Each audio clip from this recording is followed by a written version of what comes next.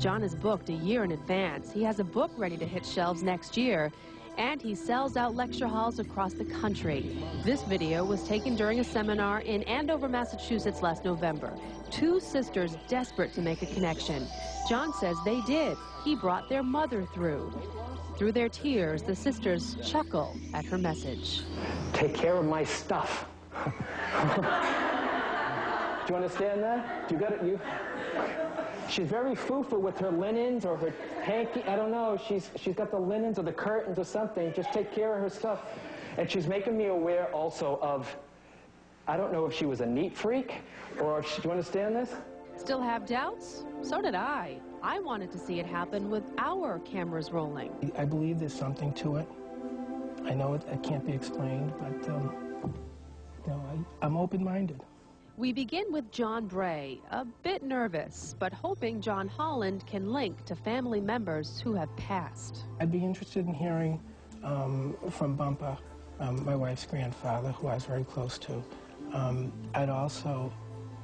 I'd like to hear from my paternal grandmother, because she was terminally ill and I never knew it. And she passed, and I hadn't spoken to her for a year or maybe two before she passed. And then there's this man, John's friend, a police officer. Will he come through? Art died in '97. The two meet for the first time. Right away, John Holland makes a strong connection. Remember the grandmother John Bray was hoping to find? Where does the Rose name come in? That's my grandmother, paternal grandmother. Who's passed, correct? Yes. All right, because Rose is coming through here too, and she makes me aware of the water connection. They came in the boats from Italy. That's fine. That works for me. That works for me, John, all right? Nobody worked in the toy factory. My grandmother Rose worked at Willows, which made balsa wood airplanes. Okay. She used to What is that? Toy airplanes or something? Toy airplanes. Okay, because she's mentioning I worked at the toy factory or the toy thing. That was Rose. All right. And then a new connection is made. Another person John Bray thought he may hear from. John, where's the cop? A friend of mine. Okay. Who's here? He passed. Okay, the cop wants to come through, all right? The cop is coming through here because I'm seeing bars, which is my cop connection. He's making me aware, too, though. This is a friend that you two go way back. I mean, there's history there. So he's just giving you a hello as he comes in here. Then, something about his job, a job John Holland knows nothing about. Where in the family, John, where is the person who works in paralegal? That's me. All right, fine, because this is definitely... That's the job again. Okay. So you work in a law firm or a paralegal or something? I'm a paralegal in a corporation. Okay. Because she's mentioned the law stuff here. So this is how she is the one that really wants to connect with you, okay? Because I'm asking her, then what does he do for a living? She said, mention the paralegal. Yes. This is how she's coming through here, too. Remember Bumpa? Turns out he was a gambler. That's the signal John Holland says he's getting that Bumpa wants to be heard, too. This is a guy who used to, like, play the horses or something, correct? Yeah, he was a fun-loving guy. Okay. Because he wanted to get more detail about the gambling stuff here. Sure. All right? Yeah. He's saying, I bet the horses. Yep. Finally, the voices and images fade away. John Holland is done, and John Bray can't believe what he's just heard.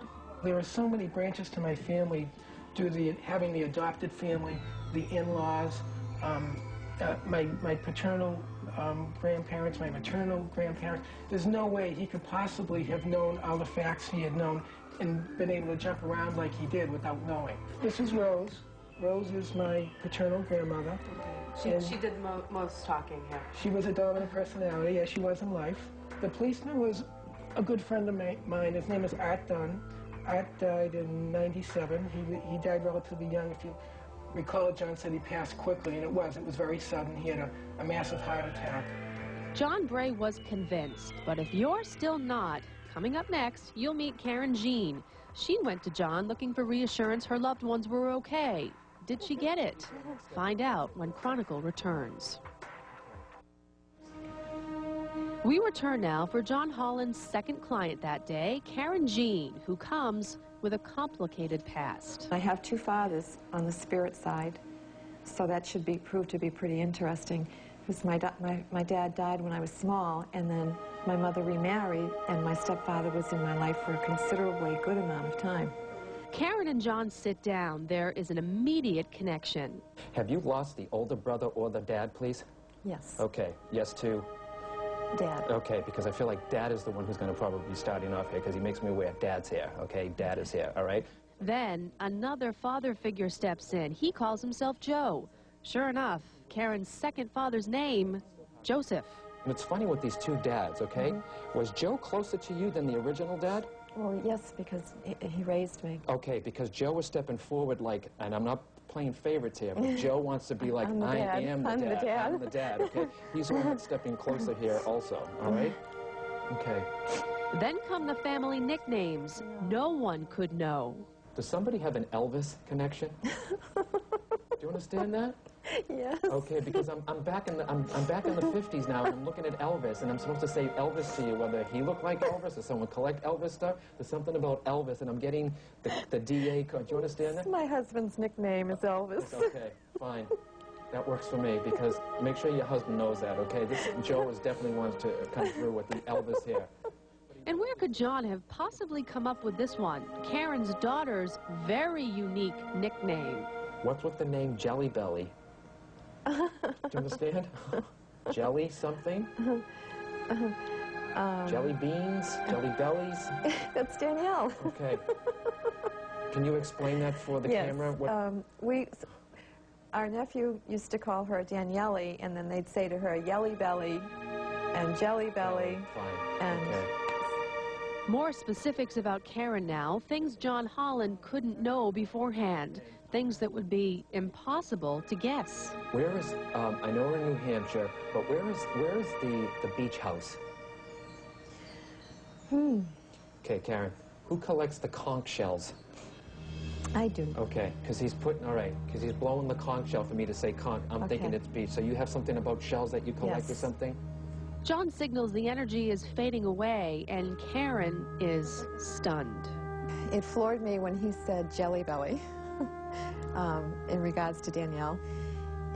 It just floored me that he brought both my fathers in, because I think that would be a difficult thing for anyone to know. They would just be assuming that you have one father. How could they know? But he brought them both in. Still don't believe? Well, don't look to John Holland to convince you. He says that's not his job. And it's not his job to know everything. Like when I asked him if he's got this psychic ability, why he never got an advance warning about the horror of September 11th. Well, Jen, I believe that, first of all, I'm not God, okay? I believe that there are some things that we're not supposed to know. And I think about September 11th, the people that passed, because of them, I think it'll be a better place now in the world. John's the first to admit what he does may not appeal to the masses, but he believes he's servicing two worlds, people who have been lost and the ones who have been left behind. He is simply the phone wire carrying the message. The spirit is always there, just a thought away.